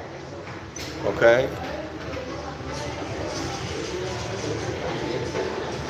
The question is answered very positively by the written word that he did not. The question is answered very positively by the written word that God did not. In Romans 1, verse 19, it is declared that, quote unquote, that which may be known of God is manifest in them. For God hath shown it unto them. So who is them? For the invisible things of him, for the invisible things of God from the creation of the world are clearly seen, being understood by the things that are made, even his eternal power and Godhead, so that they are without excuse, end quote. But how was God known? How was his invisible things, quote unquote, invisible things, i.e. his plans, his purposes, and his counsels, known since the creation of the world? And also, y'all,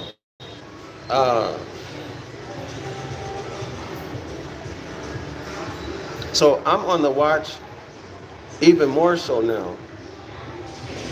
Because when he talks about the creation of the world, he's alluding to evolution. He's alluding to evolution. Now this is 93. He's alluding to evolution. And I hope everyone realizes you can never get something from nothing, ever. And that this notion that in the beginning, well, first of all, that there was a beginning and there was nothing, that makes absolutely no sense. That's illogical. Because you can never get something from nothing. So if there's nothing, there's nothing. And ain't nothing gonna happen. Okay, you can only get something from something. So we've been indoctrinated and miseducated.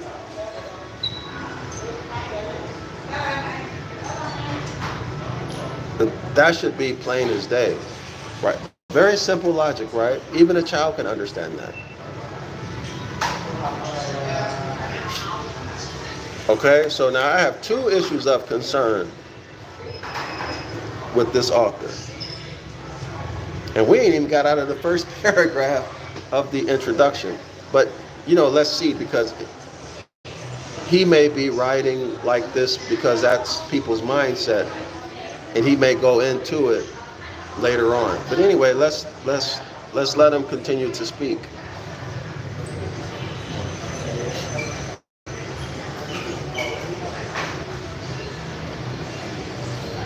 We are told by the Holy Spirit in Romans 10:18, okay? So that's what he was just talking about. Having stated in verse 17 that, quote, unquote, faith cometh by hearing, and hearing by the word. And the word is, in parentheses, it says the things spoken, the sayings. So faith cometh by hearing, and hearing by the word, hearing the things that were spoken, hearing the sayings of God. He asked, quote unquote, but I say, have they not heard? Yes, verily. Now remember, verily goes back to springtime, right? Spring, vernal equinox. Verily, verily, verily, I say unto you, remember? And we may ask, how have they heard? The answer follows, quote, their sound went into all the earth, and their words, in parentheses, their teachings, message, instruction, unto the ends of the world, end quote. What words? Well, what teaching? What message? What instructions? Well, that's exactly what he writes after that. What instruction? Whose message? Whose teaching? There is only one answer, and that is, in all capital letters, both of these words, the heavens. So whose instructions? Whose words? Whose message? The answer is the heavens. This is settled by the fact that the passage is quoted from Psalms 19. All right, so that was lifted out of Psalms 19. One part of which is occupied with the revelation of God written in the heavens. And the part with the revelation of God written in the Word. Next paragraph. This is the simple explanation of this beautiful psalm. This is why its two subjects are brought together. It has often perplexed many why there should be that abrupt departure in verse 7. Quote, the law of the Lord is perfect, converting the soul. End quote. Well, y'all know that the soul is a concept made up by the Catholic Church. They made that concept up. soul, a soul that exits the body and survives, goes to burn in hell or to live in bliss in heaven. That's not ancient. This is, the soul is Catholic, as we learn in the Devil's Pulpit. Okay? They took the ancient concept or the ancient reality of man having a soul, soul or sun, in Latin, sun, is S-O-L, sun, and they threw a U after the O and called it a soul. But the sun, the S-O-N, sun, inside your flesh, or the soul, let me see, where is it? Is nothing more than like a battery pack. It provides the same function or plays the same role as the S-U-N, sun, the disk in the sky. All right?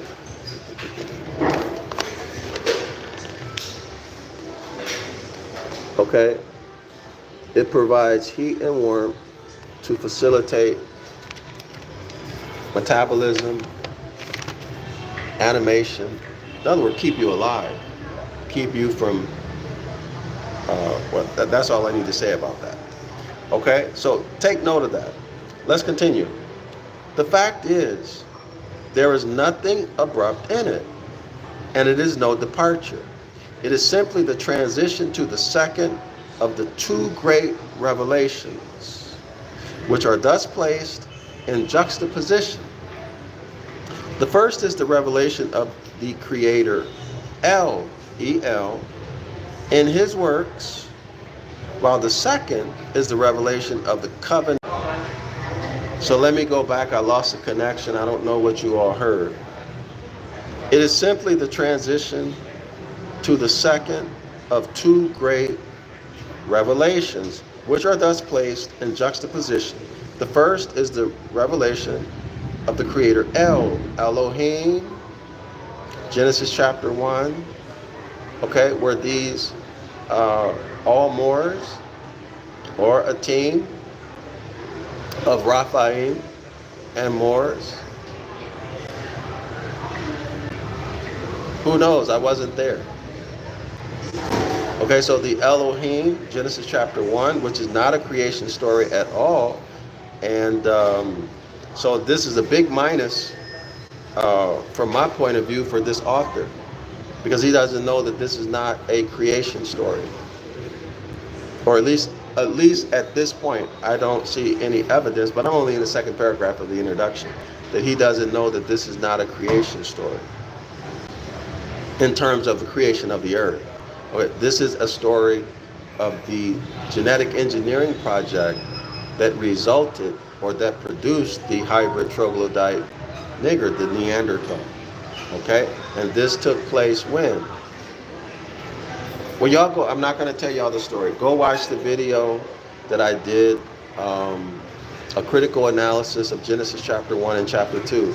If you, the first hour and 4 minutes, there are two Christian Hebrew Israelites giving the usual Christian Hebrew Israelite, whatever you want to call it, doctrine of Genesis chapter 1. At 1 hour and 4 minutes, I come in and I give you the etymological meaning, okay, which is completely different than the Christian and the Christian Hebrew Israelite doctrine, okay? So the first is the revelation of the Creator, El. Only thing El created was the hybrid troglodyte nigger in Genesis chapter 1. In his works, while the second is the revelation of the covenant, Jehovah, in his word. Okay, so El in his works, and the covenant, Jehovah, in his word.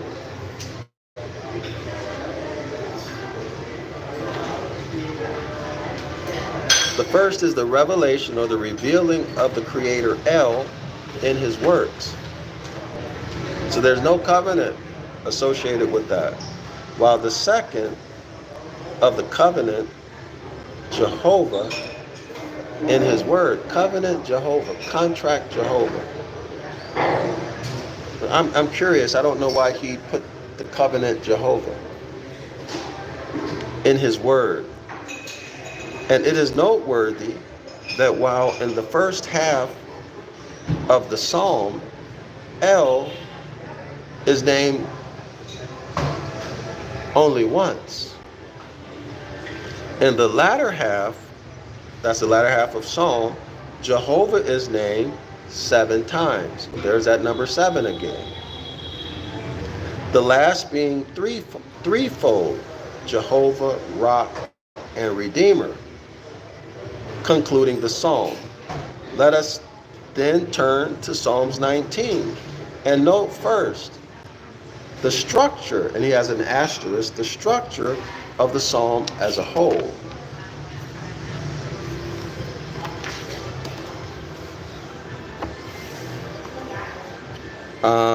So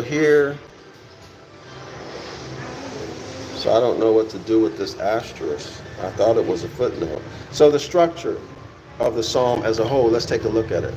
So A, 1 through 4, the heavens. B, 4 through 6, quote unquote, in them. The sun. A, 7 to 10, the scriptures. B, 11 through 14, quote unquote, in them, thy servant. And here's an asterisk. So it looks like a footnote. For what is meant by structure, see a key to the Psalms. So what is meant by structure, see a key to the Psalms by the late Reverend Thos Boys, edited by the author who wrote this book. Well, I wish he would have put it in there. Maybe he was promoting that book, that's why I didn't put it in. In the key to the Psalms, page 17, that's what he just cited above. It is pointed out that the terms employed in A and B are astronomical. So let's go back to the terms in A and B. So A, 1 through 4, the heavens, so that's astronomical. B, 4 through 6, in them, the sun. A, 7 through 10, the scriptures. B, 11, 14, in them thy servant. While in A and B, they are literary. Thus, so I see a typo. I'm very good with spotting typos, y'all, because I write books and I read books. Thus, the two parts are significantly connected and united. So let's see. So here's an asterisk, viz, okay, and A, VB 7 and 8. I guess that's verses 7 and 8. Quote unquote, converting from to return as the sun in the heavens. Quote unquote, testimony. From to repeat, hence a witness, spoken of the sun in Psalms 89:3. So I guess he's giving us some etymology here, but he's not showing the word in I don't know what word it is. Sure, he shows it in English. Sure, faithful as the sun. That's Psalms 89:37. Testimony, quote unquote, testimony. From to repeat, hence a witness, spoken of the S-U-N sun in Psalms 89:37. Quote unquote, enlightening.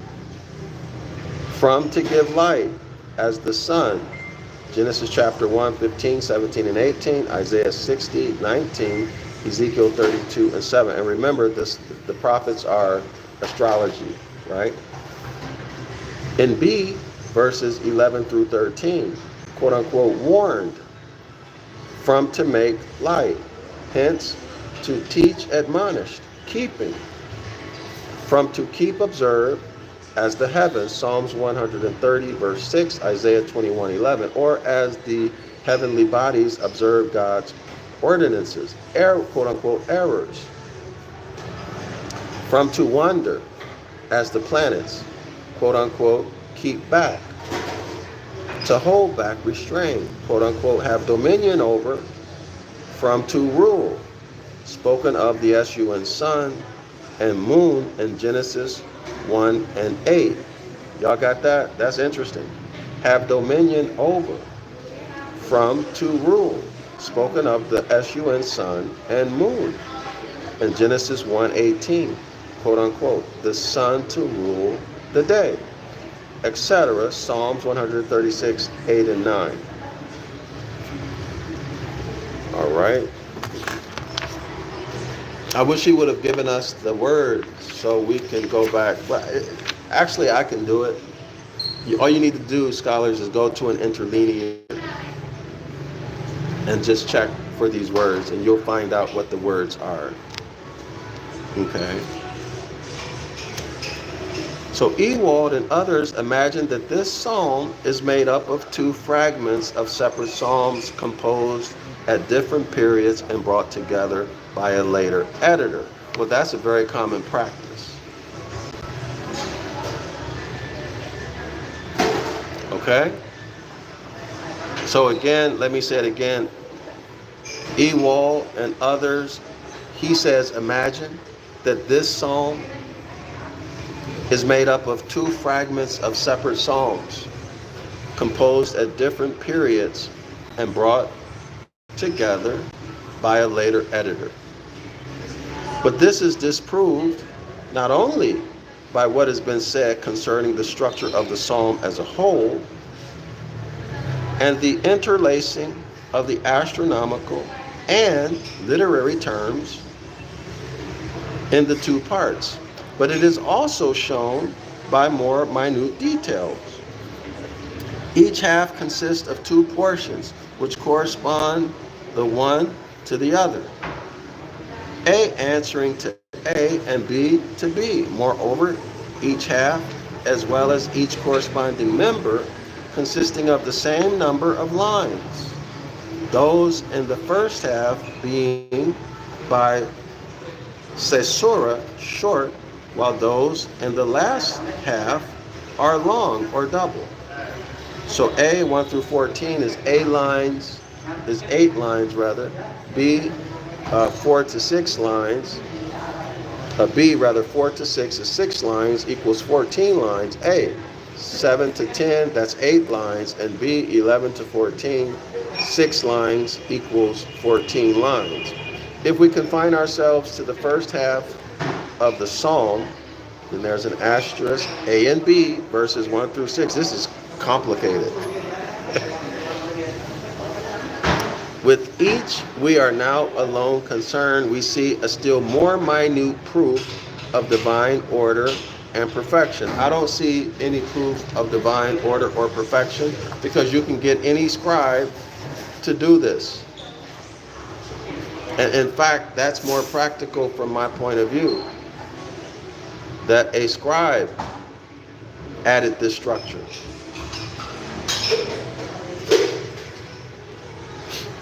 Anyway, well, let's keep going.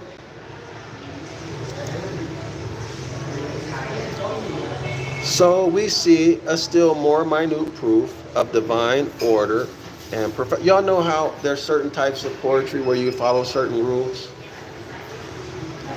This is like that. That's what he's talking about, the structure. Okay, so the structure of A and B. So A and B, period, C, period, 1. The heavens, period, D, period, 2. Their testimony, colon,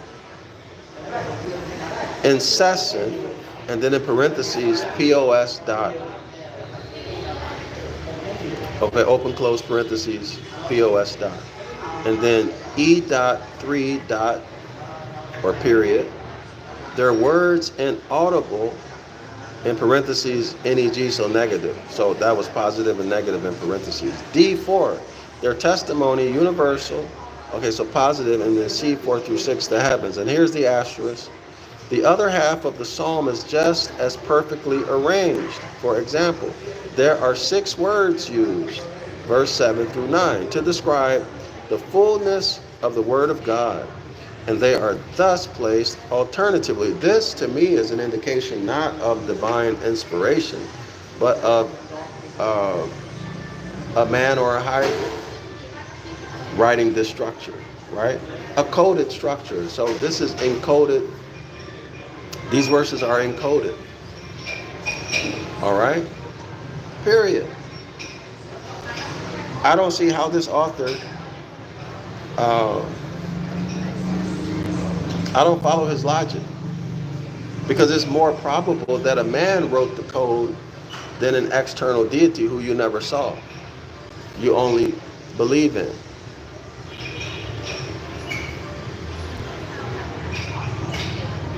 The asterisk reads, the other half of the psalm is just as perfectly arranged. For example, there are 6 words used, verses 7 through 9, to describe the fullness of the Word of God, and they are thus placed alternatively. Nobody thinks that poetry that follows structure like this is inspired by God. Right? You can go read poetry from any poet writing a particular style of poetry. That doesn't mean its structure is not evidence that it was written or came from God, an external God. Absolutely not. This is ridiculous. All right? So F, 2 feminine singulars, law and testimony. So that's grammatic feminine. Okay? G, 1 masculine, plural. Statutes, again, that's grammatic gender, right? F, 2 feminine singulars, commandment and fear. G, 1 masculine plural, judgments. So this is nonsense. I strongly disagree with this author. There's no indication that an external God, a deity, wrote these songs. Someone who understands poetry did that. That's more probable, right? Here we have an introversion in which the extremes C and C, so C in regular font and C in bold font. One coffee to go. What? Coffee to go. Okay. One coffee. Yeah. Like coffee. Yeah. Why are you asking me to go? You order one coffee. Yeah. To go. No, it's here. Here. This is. Or here. What are you asking me? Type it. You Google Translate. No, I don't have. What were you asking me? You One moment, y'all. We order one coffee. When? Just now? To go or for here. When? Are you asking me to order now? You no order. Give me my bill.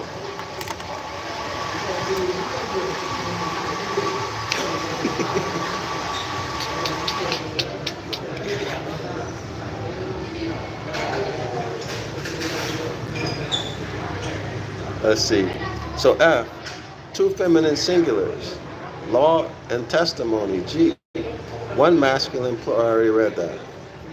Here we have an interest. So I already read that. Okay.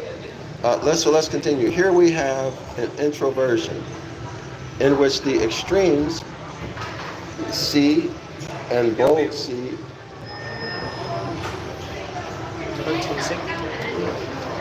C and bold C are occupied with the heavens. Let me see how much. While the means D, E, and D, the D is bold, so D regular font, E regular font, and D bold, are occupied with their testimony. The following is the full expansion of the above, with original emendations which preserve the order of the Hebrew words and thus indicate the nature of the structure. C, the heavens, so C, A, the heavens, B, are telling C, the glory, 2 of God, C, and the work of his hands, B, is setting forth, and then A, the firmament. So that's a poet writing. That's no indication of a god. Y'all see that? So we have to be very conscious of people trying to direct us into the belief of an external deity.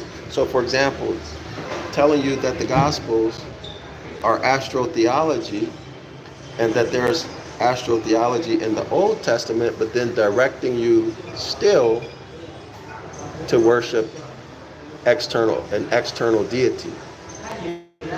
Okay? That's like these black politicians who tell you, unfortunately, y'all know Dr. Claude Anderson, and what's the other black guy's name? Dr. What's his name? Dr. Watkins.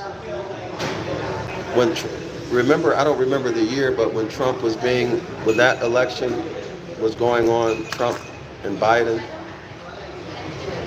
Dr. Claude Anderson, Dr. Watkins were telling people don't vote for the Democrats, demand something. But then when it came down to it,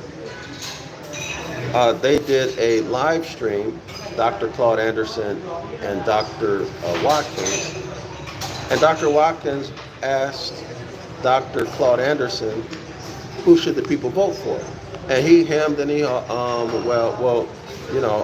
in the end, he told the people to vote for the Democrats, give them one more chance. Y'all see what I'm saying? Jesse Jackson did the same thing.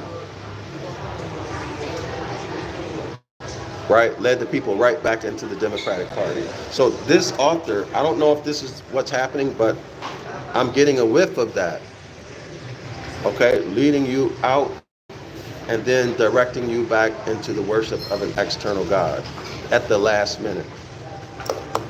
Islam to all the Moors. I'm Dr. Yasapo from Zion Law School. I hope y'all learned something. Share this with people who you think will benefit from it. Thanks for supporting my work. Buy my books, y'all. Show me some love. Subscribe to the one-on-one Ancient Ibaryath class. Send in your donations so that that'll be one more person. I need broad support so that I can have the luxury of taking the time that I need that's required to write the book of the law in Ancient Ibaryath in English. Okay? To show the etymology of every word, part of speech, everything like that. Buy my books or buy one of my books, whatever your budget is, and you'll see a general outline of how the book will be formatted, and you'll see the information that will be there. So I'll use multiple lexicons to get the etymological meanings of the words, multiple Bibles, just like you see, but more in my books. All right, so take a look. I have also, I'm going to include the natural law phenomena, constitutional principles, Hermetic laws, astronomy and astrology, etc., etc., etc. Okay, you can read about it in the description area of the video. Okay, everybody's invited to come to the 506 The Curses course every Saturday at 10 a.m. Eastern Standard Time. Ain't gonna cost you nothing. Make sure you read the description. All right, so I see y'all on the next one. I think they want me to leave. Islam to all the Moors and Shalom.